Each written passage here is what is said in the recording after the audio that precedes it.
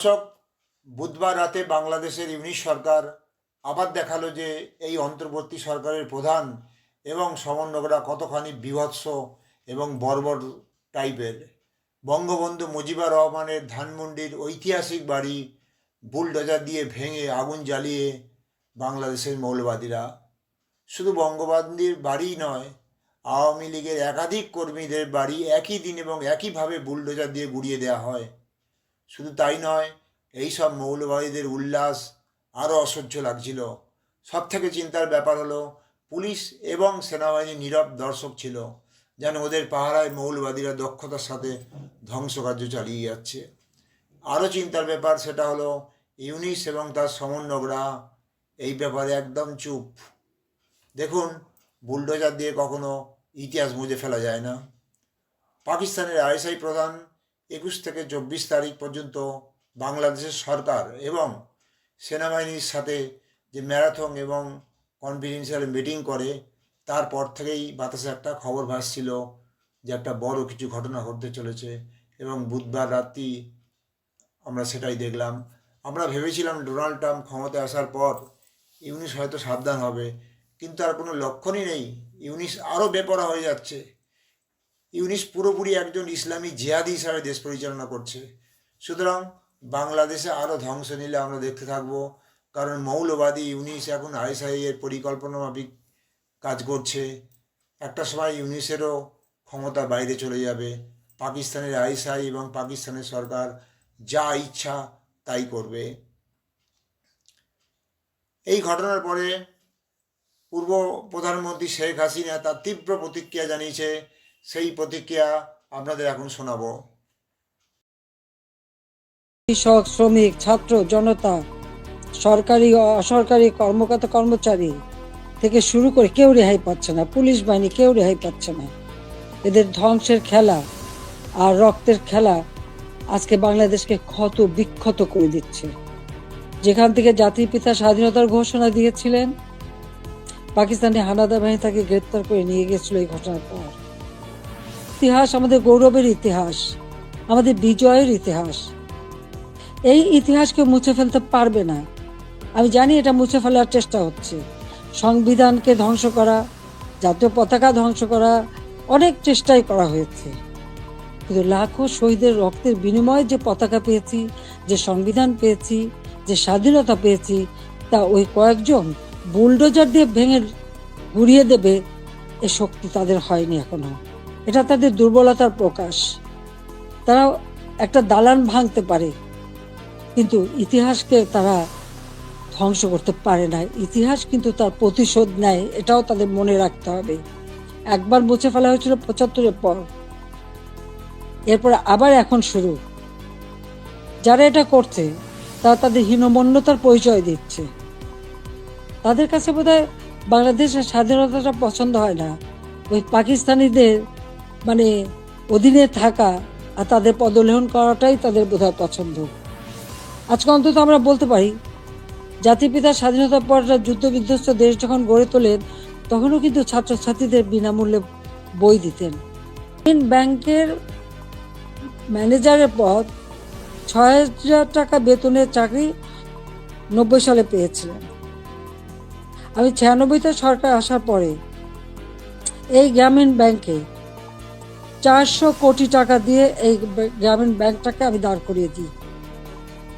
শুধু তাই না, গ্রামীণ ফোনের ব্যবসাটাও ওই ডক্টর ইউনূসকে দিয়েছিলাম। আমার কাছে বারবার ধর্ণা দিয়েছিল, বলেছিল ওখান থেকে যে লাভ হবে সেই লাভের অংশ যাবে গ্রামীণ ব্যাংকে। তা কিন্তু যায়নি, বরং এগুলি বেচেই খেয়েছে, মানি লন্ডারিং করেছে, দুর্নীতি করেছে, এবং তার ক্ষমতার লোভ আজকে বাংলাদেশকে ধ্বংসের দিকে নিয়ে এসেছে। একটি মানুষের ক্ষমতার লোভ বাংলাদেশকে জ্বালিয়ে পুড়ে ছারখার করে দিচ্ছে। তার মধ্যে কি এতটুকু মনুষ্যত্ব বোধ নেই, কৃতজ্ঞতা বোধ নেই? যেই তার উপকার করে তার উপরেই তার মাথায় আঘাতটা করতে হবে কেন? ক্ষুদ্র ঋণ আন্তর্জাতিকভাবে স্বীকৃত ছিল না।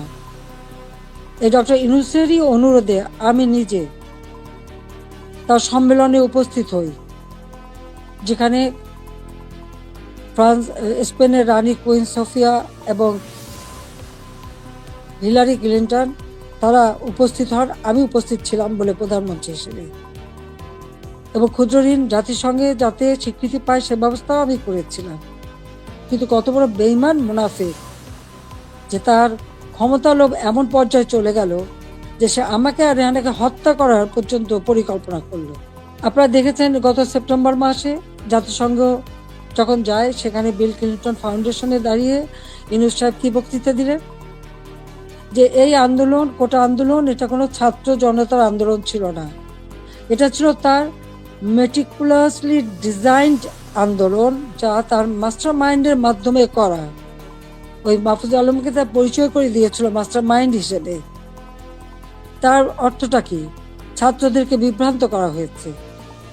আমাদের ছাত্ররা কোমলমতি, তারা ঠিক কোনটা সঠিক সবসময় তো বুঝতে পারে না, তারা ঝুঁকে চলে এসেছে। আবার আরেকজন সমন্বয়ক বলল কি, গণভবন আক্রমণের আগে বেশি ছাত্র পায়নি, তাই ফলস আইডি কার্ড করে ভুয়া ছাত্র বানিয়ে নিয়ে এসেছিল।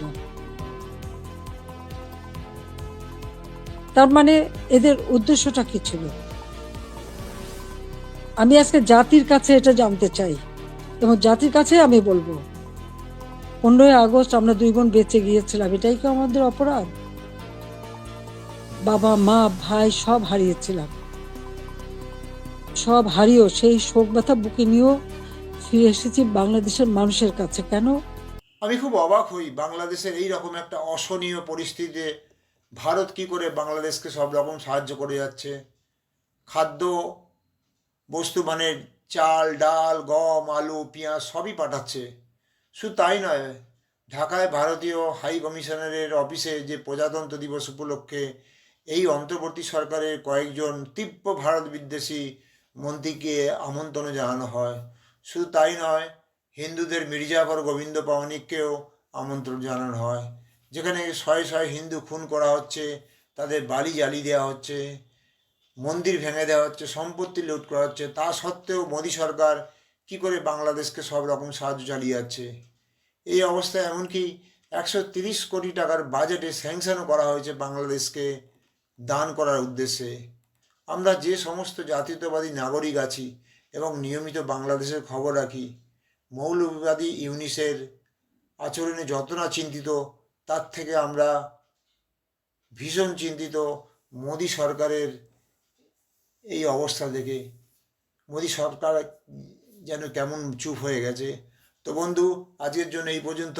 যদি ভিডিওটা ভালো লাগে তাহলে একটা লাইক দেবেন, আর চ্যানেলে যদি প্রথম হয়ে থাকে তাহলে চ্যানেলটি সাবস্ক্রাইব করে পাশে থাকা বেল আইকনটা ক্লিক করে অলে ক্লিক করবেন। জয় হিন্দ, বন্দে মাতারাম।